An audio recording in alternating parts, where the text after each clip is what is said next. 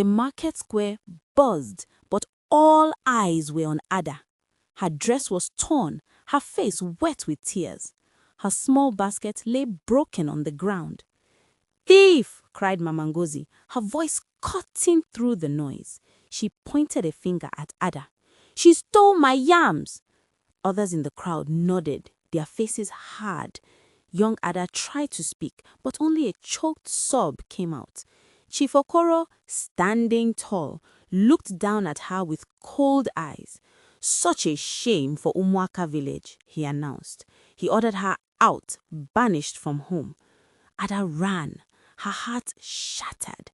The cruel words stung. She knew she was innocent, but powerful voices shouted her down. No one believed her. Years later, a powerful woman sat in a tall glass building. Ada wore a sharp, dark suit, her eyes fixed on the city below. She was the CEO of Legacy Holdings, a big company that helped villages grow. Her office was quiet, but her mind was always busy. She never forgot the day she left Umuaka Village, the shame, the loneliness.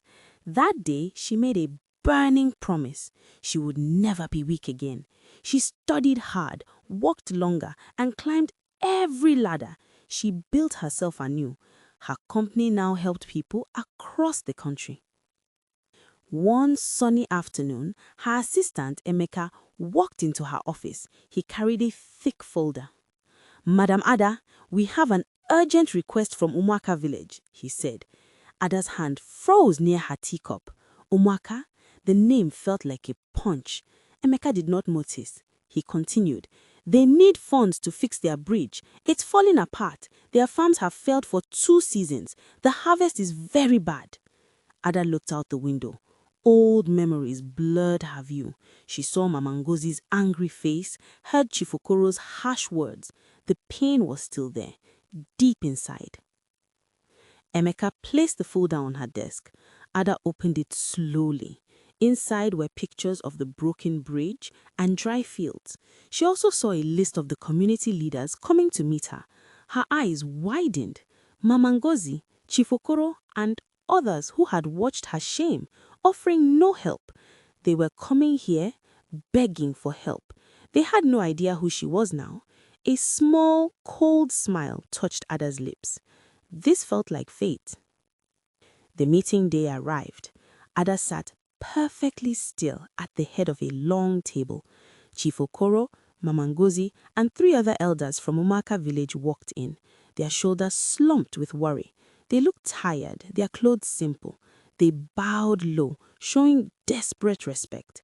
Ada watched their faces. They were older, their features lined, but their eyes still held that familiar look of importance. They did not recognize her. The broken girl they cast out was gone. Chief Okoro cleared his throat.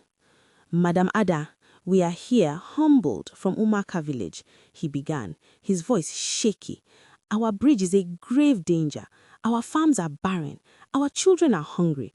We heard about your company, Legacy Holdings. We beg for your urgent help. Our survival depends on it." Mama Ngozi nodded sadly, her usual loud voice quiet now. Ada listened, her face a calm mask. She let them speak for a long time, telling their story of suffering. The room grew tense. Finally, Ada spoke. Her voice was calm, but it filled the room. "I understand your problems," she said, her gaze steady. "Umuaka Village has faced many difficulties. But tell me, Chief Okoro, and you, Mama Ngozi," she paused, looking directly at them. "Do you remember all the difficulties in Umuaka Village's past? Do you remember a young girl accused of stealing, publicly shamed in the market square years ago?" The elders shifted uneasily. Mama Ngozi frowned, trying to place the memory, unease in her eyes. Chief Okoro looked confused. "Madam, we have seen many things," he stammered. Ada slowly stood up. She walked to the window, her back to them. She had dirt on her face from crying. Her dress was torn. "And one of you," she turned slowly, her eyes burning into Mama Ngozi's, shouted, "Thief! She stole my yams! Do you remember those exact words, Mama Ngozi?" Mama Ngozi gasped loudly, her hand flying to her mouth. her face draining of color. Her eyes grow wide with dawning horror. Chief Okoro's jaw dropped. The other elders looked from Ada to Mama Ngozi, then back to Ada. It couldn't be. The powerful woman, head of Legacy Holdings, was that same broken girl, the girl they had thrown out?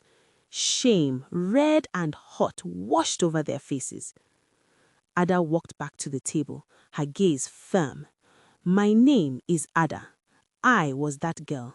The yams were not stolen. They were given to me by my sick mother to sell, but my basket broke. I was innocent. She let her words hang in the air, heavy with injustice. The elders looked down, unable to meet her gaze. The silence stretched, thick with regret. Emeka, Ada's assistant, looked up, pen hovering. He sensed something profound unfolding. Ada, seeing their guilt, continued, her voice softening slightly. I could easily turn you away now. I could remember the hurt, the pain, the injustice. But that would not help your village, and it would not help me truly move forward. She paused. Legacy Holdings will help Umuaka Village. A gasp of relief came from the elders. But on very clear terms, she held up a firm hand. First, the truth must be made public. There must be a formal gathering in the market square where I was shamed. You, Chief Okoro, and you, Mama Ngozi, must tell everyone what truly happened that day. You must admit the wrong done to an innocent girl. You must publicly apologize. The elders looked at each other, faces a mix of shock and fear. A public apology? This was a heavy demand. Second, Ada continued, her voice firm. We will not just give money, we will send our experts. They will teach new farming methods, they will oversee rebuilding your bridge. But the community must work together. Everyone must contribute, and a new, fair council must be formed, with rules to ensure justice for all villagers. Third, Ada's eyes swept over them. A special fund will be set up to help any villager wrongly accused or treated unfairly. You must fundamentally change your ways. You must learn that the community's true strength comes from honesty, compassion, and protecting its weakest members, not from power and false accusations. Chief Okoro slowly lifted his head. He looked at Ada, not with fear now, but with profound respect. Madam Ada, you have given us not just a solution, but a profound lesson. We were deeply wrong. We accept your terms. Mama Ngozi, her face pale, nodded slowly, tears welling. The other elders followed suit, heads bowed. Ada watched them, a deep sense of peace settling over her. This was not simple revenge. This was about true justice, about fostering learning and building a genuinely better future for Umuaka Village.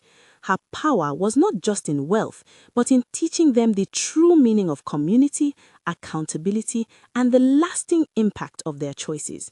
The broken girl had returned, not to destroy, but to rebuild, stronger and wiser, ensuring such injustice would never happen again.